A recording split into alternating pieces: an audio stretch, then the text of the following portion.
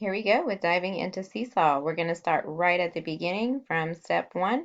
And step one to me is going into activities. You go to your activities tab. If you don't have any yet, it'll tell you to browse the library. If you do have it, you can find the browse the library down here. We're going to go straight into our library. You'll see the community library pops up first. We'll talk about that later. Right now, we're going to go to the My Library tab, and you're going to create your own new activity from scratch.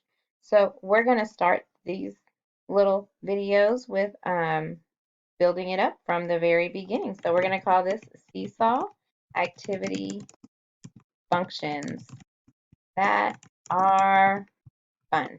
These are things I really like.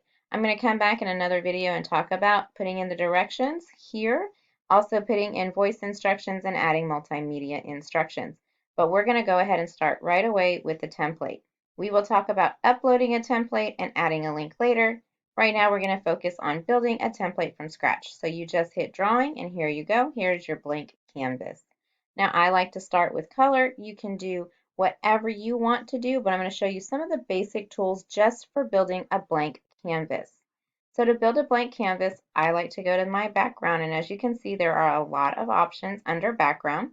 I like this color right here. I just did want to point out if you needed lines, you could use that as a background. You can use a grid, primary lines. Here's some more grids using dots, and then of course you can use the smaller lines. For this purpose, I'm just going to use a color just to show you how to build your base.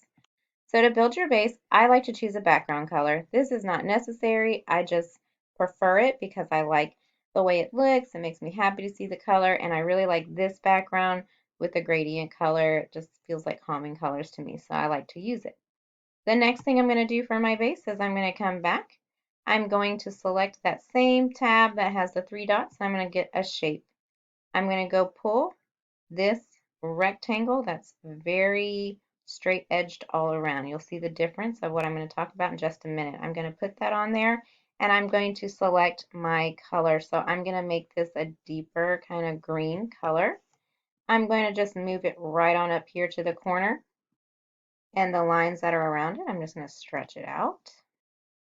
I'm going to stretch the lines down, kind of place it where I want it to be on my screen, and then you'll see these three dots, and these three dots might appear in the middle, they may appear on the sides or at the top. It just depends on the size and location of what you're working on in Seesaw.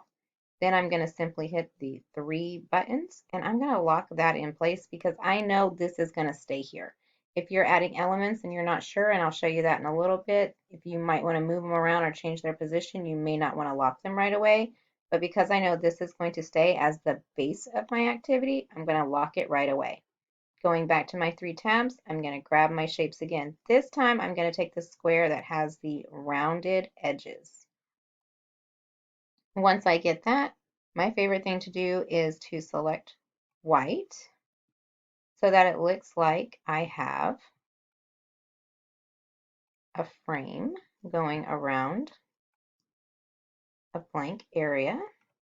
So I do that, I just kind of position it where I think I want it to go. And I also know since this is the base of my activity, I'm not going to be moving it. So I'm going to just keep that right there and lock it into place. And it's that simple. Now I have a base to start building my activity. On the next page, we're going to go over how to put in the elements of your activity now that you have a base.